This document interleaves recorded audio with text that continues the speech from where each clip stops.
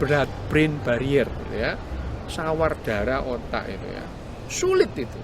Yang namanya apapun itu.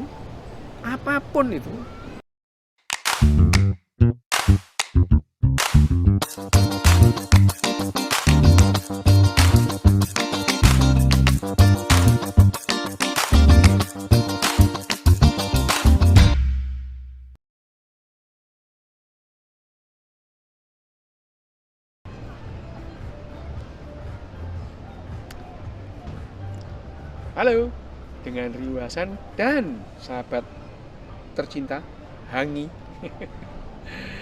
Ya, barusan terlintas bahwa yang namanya kehidupan itu memang selalu berpengaruh kehidupan lain. Dalam artian, memang yang namanya sel itu memang dirancang dalam masa paceklik untuk saling memakan, gitu ya. Misalnya, kalau kurus itu, kalau gemuk itu ya, terus kemudian sel-sel lemak disimpan itu pada saat kelaparan, nah sel-sel lemaknya atau jaringan lemaknya dimakan. By the way, assalamualaikum, salam sejahtera, Om Swastiastu, Namo Buddhaya, Mimi Kuti Pipi Kuti Pam. Selamat sore menjelang malam.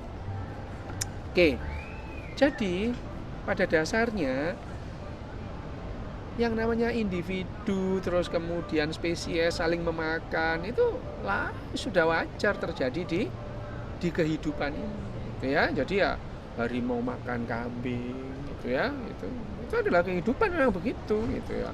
Harimau disuruh makan rumput ya nggak bisa, makannya kambing gitu ya. Manusia makan bengkoang, manusia makan kacang, itu pada dasarnya adalah karena manusia ini sebagai binatang itu untuk melanjutkan kehidupannya harus mengambil kehidupan lain. Demikian juga dengan kehidupan atau spesies-spesies lain yang pada saat mereka berjuang untuk hidup ya, tanpa mereka maksudkan mereka membuat spesies lain menderita sakit itu juga yang bisa terjadi pada otak kita ini. Otak kita ini adalah jaringan organ hidup yang terdiri dari jaringan-jaringan hidup.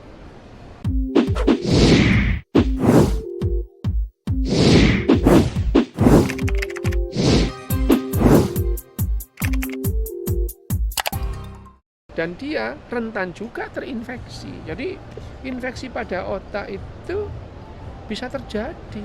Ya, meskipun di otak itu ada yang namanya jaringan pertahanan namanya blood-brain barrier gitu ya, sawardara otak itu ya, sulit itu. Yang namanya apapun itu,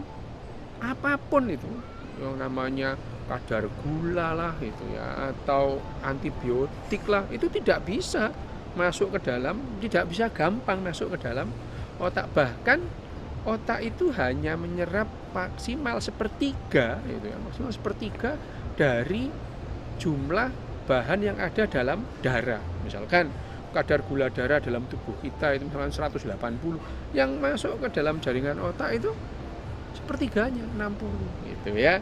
Termasuk tadi itu tujuannya adalah untuk mempertahankan supaya otak kita tidak terlalu gampang kena infeksi itu. Tapi kalau sudah terjadi infeksi, ya harus diselesaikan. Infeksi di otak itu apa? Itu misalkan mungkin ada yang pernah dengar ya, namanya meningitis itu ya.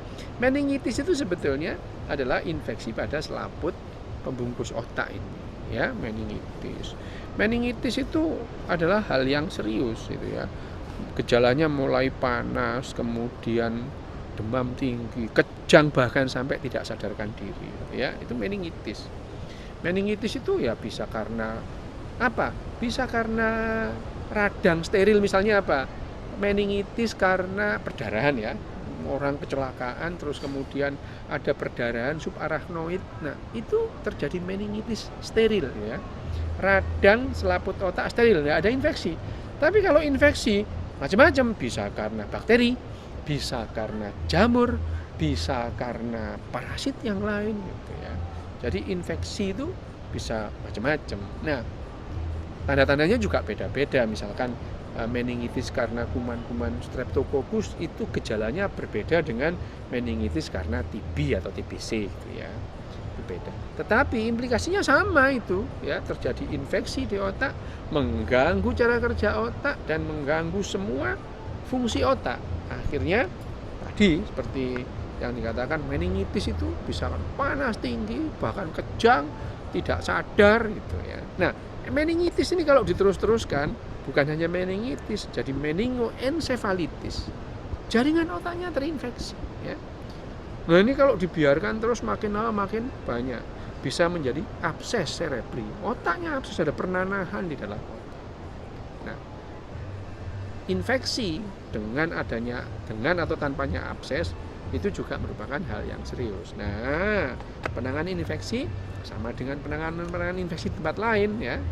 Infeksi otak ini hanya saja karena ada yang namanya blood-brain barrier tadi, obat yang diperlukan dosisnya untuk menangani infeksi otak itu 3 kali lipat juga ya.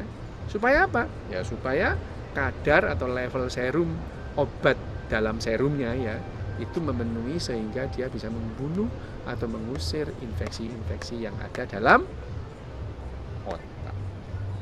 Lain kali kita akan membahas ini lebih dalam. Salam sehat, salam sejahtera, salam bahagia.